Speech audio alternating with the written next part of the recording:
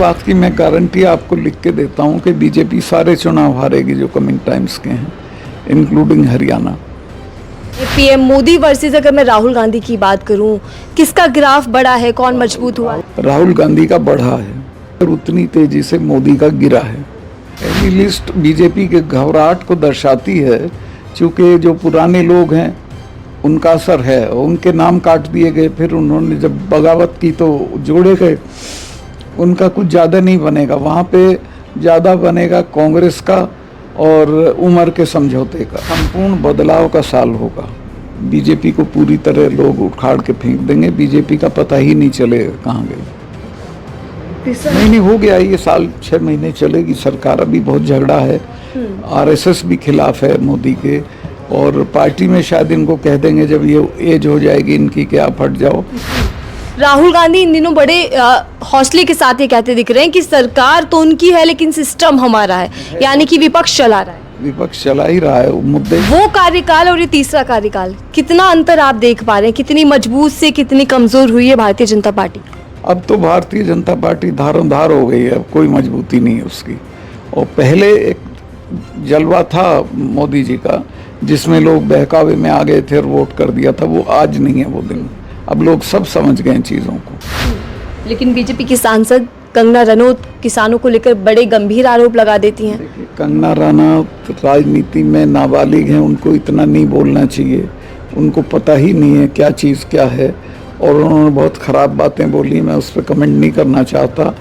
BJP को चाहिए कि उनको जितनी जल्दी पार्टी से निकाल दें उतना अच्छा है, चूँकि वो बीजेपी को बहुत डैमेज करेंगे।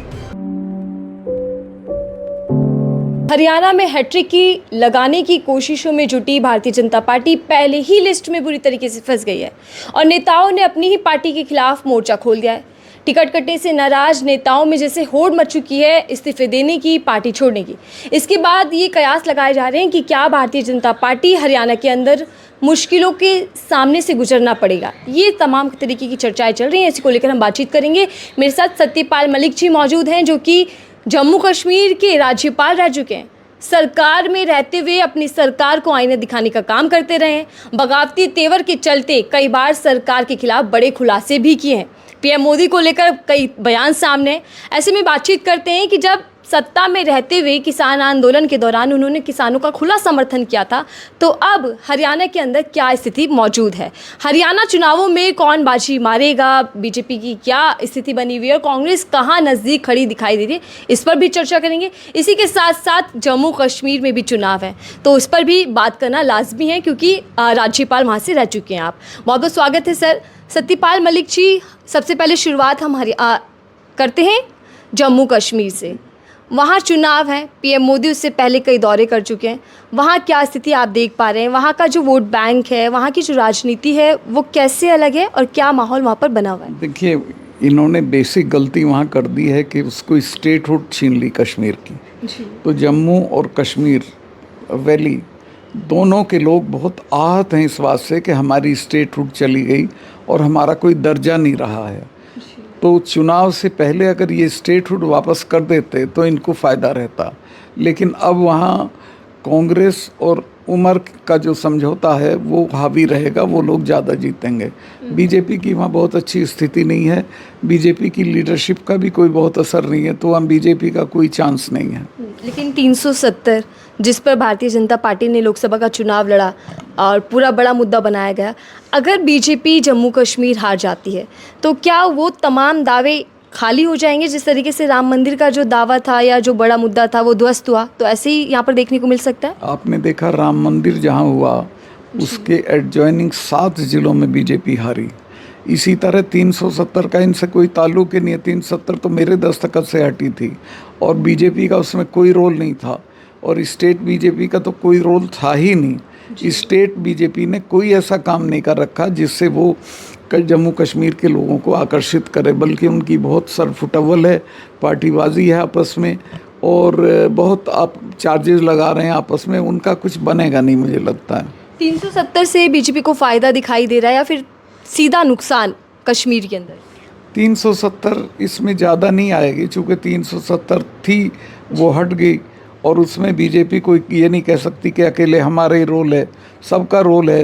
इनके घोषणा पत्र में थी, सेंटर का रोल है, मैं गवर्नर था, मेरे दस्तखत से चिट्ठी आई थी जिससे हुआ था, तो हम इक्वली सब क्लेम कर सकते हैं, उसका चुनाव में ज़्यादा असर नहीं होगा। सत्यपाल मलिक जी, हरियाणा को लेकर कई तरीके की चर्चाएं चल रही थी। किसान वहां से आते हैं, पहलवान वहां से आते हैं, जो पहले ही नाराज़गी देखने को मिल रही है बीजेपी के प्रति। लेकिन अब जब पहली लिस्ट सामने आई है तो क्या संदेश आपको दिखाई दे रहा है? बीजेपी ने तमाम वो पुराने नामों को काट दिया, चाहे वो मंत्री रहे हों, विधायक रहे हों, और नए नामों पर दांव खेला गया है। पहली लिस्ट को लेकर आपकी राय क्या है? पहली लिस्ट बीजेपी के घबराहट को दर्शाती है, क्योंकि जो पुराने लोग हैं उनका असर है। उनके नाम काट दिए गए, फिर उन्होंने जब बगावत की तो जोड़े गए। उनका कुछ ज़्यादा नहीं बनेगा, वहाँ पे ज़्यादा बनेगा कांग्रेस का और उम्र के समझौते का। हरियाणा के अंदर सर जो देखा गया है, बीजेपी की जो पॉलिटिक्स रही है हमेशा वो नॉन जाट वाली रही है, लेकिन अब जाटों को भी टिकट दिया गया है। तो क्या बीजेपी ओबीसी प्लस जाटों का समीकरण बना रही है, और क्या इसका फायदा होगा? बीजेपी तो सब तरह के प्रयास कर रही है, लेकिन कुछ नहीं होगा, क्योंकि जाट बीजेपी के बिल्कुल खिलाफ है। मैं आपको एक जानकारी देना चाहता हूं कि पार्लियामेंट में जो बीजेपी हारी है उन सब इलाकों में हारी है जहां वोट बहुल जाट बहुल एरियाज हैं, चाहे वो राजस्थान के ज़िले हों, वहाँ से लेके ऊपर से लेके और इधर अलवर तक सब जाट ज़िले हैं जिनमें वो हारी है। चूरू, झुंझुनू, सूरतगढ़, सीकर, सब ज़िलों में हारी है। इसी तरह से हरियाणा में हारी है, वेस्टर्न यूपी में हारी है, और अब तो जाट बजिद है बीजेपी के खिलाफ। किसानों की नाराज़गी बीजेपी के लिए मुश्किलें बढ़ेंगी? किसानों के सवाल पे बीजेपी पूरी तरह एक्सपोज हो चुकी है, और किसान बहुत नाराज़ है, और किसान समय पे बदला लेता है। इस चुनाव में बीजेपी से बदला लेगा। लेकिन बीजेपी की सांसद कंगना रनौत किसानों को लेकर बड़े गंभीर आरोप लगा देती हैं। कंगना रनौत राजनीति में नाबालिग हैं, उनको इतना नहीं बोलना चाहिए, उनको पता ही नहीं है क्या चीज़ क्या है, और उन्होंने बहुत ख़राब बातें बोली। मैं उस पर कमेंट नहीं करना चाहता। बीजेपी को चाहिए कि उनको जितनी जल्दी पार्टी से निकाल दें उतना अच्छा है, क्योंकि वो बीजेपी को बहुत डैमेज करेंगी। जी, इसी के साथ सर जो बगावत देखने को मिल रही है हरियाणा के अंदर, अब पार्टी के नेता, बीजेपी के नेता जिनके टिकट काट दिए गए हैं, वो ये अल्टीमेटम दे रहे हैं या चेतावनी दे रहे हैं बीजेपी को कि अगर पुनर्विचार नहीं किया जाता तो हम निर्दलीय चुनाव लड़ लेंगे, हम कांग्रेस में शामिल हो जाएंगे। क्या ये बीजेपी ने गलत कर दिया नाम काट कर? बीजेपी में तो झगड़ा बहुत है। मैं आपको बीच में टोक के एक बात बताता हूँ। जो कंगना रनौत ने किसान आंदोलन के सिलसिले में कहा, वो दुनिया का वाहिद किसान आंदोलन था जिसमें 700 किसानों की शहादत हुई, जो 1 साल से ज़्यादा चला। किसानों की जान गई, फिर भी एक किसान ने भी किसी चिड़िया को भी कंकड़ नहीं मारा। पूरी तरह से आप एक तरह समझिए अहिंसक आंदोलन था। उसके बारे में हल्की बात बोलना, इसमें इसको बहुत नुकसान होगा बीजेपी को हरियाणा में और बाकी जगहों पे। रहा इसका जिसका आप नाम ले रही हैं कंगना रनौत का, इसको बीजेपी जाने। मेरी राय तो है कि बीजेपी को इनको पार्टी से निकाल देना चाहिए। बीजेपी किनारा कर चुकी है बयान को लेकर केवल, लेकिन सर जी बयान से नहीं बात बनती। वो अभी भी बीजेपी की बॉस मानी जाती है फॉर हर कनेक्शंस। जी, रणजीत सिंह चौटाला बड़ा नाम है, मंत्री रह चुके हैं बीजेपी के अंदर, हरियाणा के अंदर, लेकिन बावजूद इसके उनका नाम काट दिया जाता है, और अब वो इस्तीफा दे चुके हैं, पार्टी का दामन छोड़ चुके हैं और कह रहे हैं कि मैं निर्दलीय जाकर लड़ूंगा या फिर कांग्रेस में लड़ूंगा। बीजेपी किस रणनीति पर काम कर रही है कि बड़े बड़े मंत्री विधायकों के नाम काट रही है? क्या उनके मंत्री विधायकों ने काम नहीं किया हरियाणा के अंदर? क्या है वजह? बीजेपी की लीडरशिप में बहुत एरोगेंस है, उसके चलते वो कर रही है। लेकिन रणजीत सिंह तो एक मजबूत परिवार से आते हैं, उनका नाम है, वो लड़ेंगे तो वहाँ बीजेपी तो जीतेगी नहीं। रणजीत सिंह जीते नहीं जीते मैं नहीं कह सकता, पर बीजेपी नहीं जीत पाएगी अगर रणजीत सिंह लड़ेंगे तो। क्या हरियाणा के अंदर जो बीजेपी को लेकर एंटी इनकम्बेंसी देखने को मिलती है, क्या इसकी वजह से नए चेहरों पर दांव खेला जा रहा है, नए चेहरों को मौका दिया जा रहा है? नए चेहरे तो बीजेपी के जिनको ये मानते हैं वो कुछ है नहीं, उनका कोई समाज में प्रभाव नहीं है, और ये गलती कर रहे हैं, इनकी गलत स्ट्रेटजी है। तो ये जो हमने देखा कि पहलवान आंदोलन जब चला था सर, तो जाट वर्सेस ठाकुर बना दिया गया था, और अभी भी पहलवानों को लेकर वहाँ पर कई तरीके की चर्चाएं चल रही हैं। विनेश फोगाट चुनाव भी लड़ सकते हैं कांग्रेस पार्टी से। क्या ये भी बड़ी वजह रहने वाली है जब बीजेपी को मात मिलेगी वहाँ पर? बिल्कुल, विनेश फोगाट तो 3 जगह उसने कही है, जहाँ भी उसको सीट मिलेगी वहीं से जीत जाएगी। और पहलवानों का आप ये देखिए, जितने मेडल आते हैं अभी भी जो आए हैं ओलंपिक में और सब में, वो सब हरियाणा के लोग लाते हैं और उन्हीं को ये लोग जलील करते हैं। सब ने देखा है वो लड़कियां, पहलवान लड़कियां जनपद पे कुचली गई पुलिस के बूट से, उनके साथ अन्याय हुआ। मैं तो व्हीलचेयर पे चढ़ के गया था उनके आंदोलन में, तो उसका बदला लेंगे लोग अब। जी बिल्कुल, उस आंदोलन में आप समर्थन करने पहुंचे थे, मैंने भी कवरेज की, लेकिन बीजेपी का कोई भी नेता, कोई भी नुमाइंदा वहां नहीं पहुंचता, समर्थन में किसी तरीके का बयान नहीं आता और राजनीति का आरोप लग जाता है। अब जब चुनाव हैं तो क्या लगता है कि जो सियासी अखाड़ा है इसमें कितना दंगल आप देख पाएंगे? उस दंगल में कौन पटकनी खा पाएगा, कौन पटकनी देगा? इस बात की मैं गारंटी आपको लिख के देता हूँ कि बीजेपी सारे चुनाव हारेगी जो कमिंग टाइम्स के हैं, इंक्लूडिंग हरियाणा, महाराष्ट्र, दिल्ली, जम्मू कश्मीर सब जगह हारेगी। इतनी बुरी हालत कैसे, जहां वो मजबूत सरकार कहलाई जाती है? सरकारें उनकी कोई कामयाब सरकार नहीं थी, कोई जनप्रिय सरकार नहीं थी, और घमंड उनकी लीडरशिप में बहुत ज़्यादा है। और घमंड तो यहाँ रावण का नहीं चला, इनका तो क्या चलेगा। जी, आपने इससे पहले भी सत्यपाल मलिक जी कई बार कहा है कि पीएम मोदी बहुत अहंकारी हैं, बहुत ज़्यादा घमंड है। क्या लोकसभा के जो नतीजे सामने आए थे वो इसका एक प्रतीक है? क्या वो साबित करता है? और आगे भी अगर बीजेपी इनसे किनारा नहीं करती है मोदी जी से, तो बीजेपी का कोई भविष्य नहीं है देश में। लेकिन चुनाव तो मोदी जी के चेहरे पे लड़े जाते हैं। मुझे नहीं लग रहा ये चुनाव उनके चेहरे पे नहीं लड़ा गया, और अगले में तो बीजेपी बिल्कुल उनको आगे करके चुनाव नहीं लड़ेगी, तब तक उनकी छुट्टी कर देगी।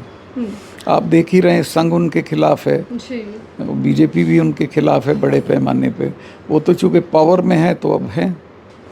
मोदी जी बड़ा कहा करते थे जब चुनाव चल रहे थे कि तीसरा कार्यकाल मेरा होगा, हमारा होगा और बहुत बड़े फैसले वाला होने वाला है। अब आप देखें ना, अगर ये 2 पार्टियां बाहर से सपोर्ट ना करें तो क्या कार्यकाल था? फिर तो होना ही नहीं था कुछ भी। सत्यपाल मलिक जी, आप दूसरे कार्यकाल में पहले से पार्टी का हिस्सा रहे, सत्ता में आप काबिज रहे, वो कार्यकाल और ये तीसरा कार्यकाल, कितना अंतर आप देख पा रहे हैं? कितनी मजबूत से कितनी कमज़ोर हुई है भारतीय जनता पार्टी? अब तो भारतीय जनता पार्टी धारोधार हो गई है, अब कोई मजबूती नहीं है उसकी। और पहले एक जलवा था मोदी जी का, जिसमें लोग बहकावे में आ गए थे और वोट कर दिया था, वो आज नहीं है वो दिन। अब लोग सब समझ गए चीज़ों को। तो क्या बीजेपी का कोई मिशन और विज़न है, या फिर लोकप्रियता जैसे पीएम मोदी की बढ़ती जा रही थी वो अब कम हो गई है और लोग अब समझ चुके हैं कि कुछ है नहीं इस सरकार में? देखिए, एक तो अब हिंदू मुस्लिम नहीं है जी। लोगों में किसी तरह की सांप्रदायिक भावना नहीं है। ये कोशिश कर सकते थे राम मंदिर पे हमला करा दें, कुछ करा दें, वो सब हम लोगों ने पहले ही बोल दिया, तो वो भी नहीं करा पाए। तो इनके पास मुद्दे नहीं है कोई भी, और अपनी इनकी ना कोई आर्थिक नीति है ना कोई और कोई नीति है, तो ये अब चलेगा नहीं। इनके पास कोई एजेंडा ही नहीं है प्रो पब्लिक। पीएम मोदी कहते हैं कि भ्रष्टाचार को खत्म करना है, परिवारवाद को खत्म करना है, लेकिन जब टिकट सामने आते हैं, जब लिस्ट सामने आती है, तो कई चेहरे ऐसे सामने आ रहे हैं जो परिवारवाद से भी ताल्लुक़ रखते हैं, जो इन पर इल्ज़ाम भी है। वो तो ऐसे ही बोलते हैं, उनका कोई कन्विक्शन नहीं है। वो तो मैं बता दूं उनको, मैं गोवा में था गवर्नर, तो मैंने गोवा की सरकार के करप्शन की उनको जानकारी दी थी, तो उनके खिलाफ तो कुछ किया नहीं, मुझे 2 दिन में वहाँ से ट्रांसफ़र कर दिया। इनको करप्शन से बहुत शिकायत नहीं है, दिक्कत नहीं है। तो सिर्फ वो चुनावी मुद्दा है एक कहने का है। इसी के साथ आप क्या देख पा रहे हैं पीएम मोदी वर्सेस, अगर मैं राहुल गांधी की बात करूं, किसका ग्राफ बढ़ा है, कौन मजबूत हुआ है? राहुल गांधी का गिरा है, और उतनी तेजी से मोदी का गिरा है। राहुल गांधी का बढ़ा है। राहुल गांधी इन दिनों बड़े हौसले के साथ ये कहते दिख रहे हैं कि सरकार तो उनकी है लेकिन सिस्टम हमारा है, यानी कि विपक्ष चला रहा है। विपक्ष चला ही रहा है। मुद्दे जो राहुल ने मुद्दे उठाए हैं वो रेलेवेंट हैं आज देश में, और बीजेपी उन पे बात भी नहीं कर रही है। मेरा तो इंटरव्यू करने आए थे राहुल, और मुझे तो वो बहुत श्रेष्ठ और बहुत अच्छे लगे, और मैं समझता हूँ he will go a long way. लेकिन बालक बुद्धि कह दिया जाता है, पीएम मोदी खुद कहते इतनी हैं। प्रबुद्ध बातें कर रहे हैं, जो मुद्दे उन्होंने उठाए हैं वो बालक बुद्धि के नहीं हैं। अगर मैं जानूं आपसे, बालक बुद्धि वर्सेस बैल बुद्धि जो चला था ट्विटर पर ट्रेंड, बालक बुद्धि और बैल बुद्धि, क्या पीएम मोदी को जो टैग दिया गया है सही था? बहुत बदतमीजी की बात है उनको बालक बुद्धि कहना। वो पूरी तरह प्रबुद्ध हैं, समझदार हैं। उन्होंने जो अपनी पार्टी में मुद्दे उठाए हैं, यात्राएं की हैं, उसमें वो बहुत परिपक्व होकर निकले। और क्या सबसे बड़ी चुनौती बीजेपी के लिए, पीएम मोदी के लिए? अकेले चुनौती है। वो हाउस में रहते हैं तो मोदी जाता भी नहीं है हाउस में। हरियाणा पर फिर से लौटते हैं। हरियाणा के अंदर जो बीजेपी के अंदर बगावत देखने को मिल रही है सत्यपाल जी, क्या कांग्रेस पार्टी इसको साध पाएगी? इसको साधने की ज़रूरत ही नहीं। देखिए, हम पार्टियों का सोचते हैं, जनता खुद करती है। जनता ये सारी बगावत देख रही है, जनता खुद इलाज कर देगी इनका। तो ये जो सरकार के प्रति लोकसभा का चुनाव भी जनता वर्सेस बीजेपी हुआ है, पार्टियों ने कुछ नहीं किया। अब भी यही होगा। लेकिन वहाँ खुद अमित शाह उतरने वाले हैं, पीएम मोदी उतरने वाले हैं, रैलियां रोड शो करेंगे। अमित शाह तो गए नहीं, उनकी मीटिंग जींद में स्लेटेड थी और जब उसमें लोग नहीं आए तो गए नहीं। आखिरी वक्त में कैंसिल कर दिया, जा ही नहीं पाएंगे कहीं भी। तो फिर 24 जो चल रहा है इसको क्या माना जाए? क्योंकि 24 पर सबकी निगाहें थी लोकसभा चुनावों को लेकर, और कई राज्यों में चुनाव अब हाल ही में होने। संपूर्ण बदलाव का साल होगा। बीजेपी को पूरी तरह लोग उखाड़ के फेंक देंगे। बीजेपी का पता ही नहीं चलेगा कहाँ गई। तीसरा कार्यकाल जो मजबूत था, नहीं हो गया। ये साल 6 महीने चलेगी सरकार। अभी बहुत झगड़ा है। आरएसएस भी खिलाफ है मोदी के, और पार्टी में शायद इनको कह देंगे जब ये एज हो जाएगी इनकी कि आप हट जाओ, और उसके बाद इनमें इतना जूतम पैजार होगा कि संभालने में ही नहीं आएगा। और राहुल गांधी बार बार ये हमला करते हैं कि जो सरकार है मौजूदा वो अडानी अंबानी की सरकार है। सही कह रहे हैं वो। अडानी को की जिस तरह दौलत बढ़ी है, वो कोई व्यापार से बढ़ती है? वो सारा जो लूट आती है स्टेट्स की वो दे देते हैं ये उसको, वो उसको रिसाइकिल करके डाल देते हैं इकोनॉमी में। तो ये माना जाए कि हरियाणा के अंदर परिवर्तन होने वाला है, क्योंकि आप भी वहाँ से ताल्लुकात रखते हैं, आपने वहाँ की राजनीति को हरियाणा में बहुत काम किया है। जब मैं लोकदल में था, मैंने ही लोकदल बनाया था वहाँ, और मेरे मामा हैं हरियाणा में, मैं वहीं पैदा हुआ हूँ। मैं हरियाणा की पूरी नब्ज़ जानता हूँ। हरियाणा के लोग इनको ठोक के हराएंगे। तो परिवर्तन तय है पक्का। सबसे बड़ी वजह क्या होगी वहाँ पे अगर बीजेपी हारती है? बीजेपी की नॉन परफॉर्मेंस। बीजेपी जो खट्टर सरकार थी, बहुत अनपॉपुलर सरकार थी। अब भी जो सरकार बनी है, जब लास्ट में आप सरकार चेंज करते हो तो उसका असर नहीं होता है। अब भी जो सरकार है उसका कोई इम्पैक्ट नहीं है। ठीक है, धन्यवाद हमसे बातचीत करने के लिए सत्यपाल मलिक जी। बहुत बहुत धन्यवाद कि आपने हमें समय दिया और चर्चा की हरियाणा चुनावों को लेकर। फसाना कई है देखिए, और कहा जा रहा है कि हरियाणा के अंदर तीसरी बार वापसी करने की कोशिशों में जो भारतीय जनता पार्टी जुटी हुई है, लेकिन वो फंस गई है, क्योंकि पहली ही लिस्ट जब सामने आई तो अपने ही नेताओं ने दामन छोड़ दिया। अपने ही नेताओं ने बगावती तेवर दिखाते हुए कह दिया कि हम इंडिपेंडेंट चुनाव लड़ लेंगे। लेकिन उधर ही कांग्रेस पार्टी भी तैयारियों में है, और देखना ये होगा कि क्या कांग्रेस पार्टी इसको भुना पाएगी जो आपसी बगावत देखने को मिल रही है। फिलहाल के लिए दीजिए इजाजत।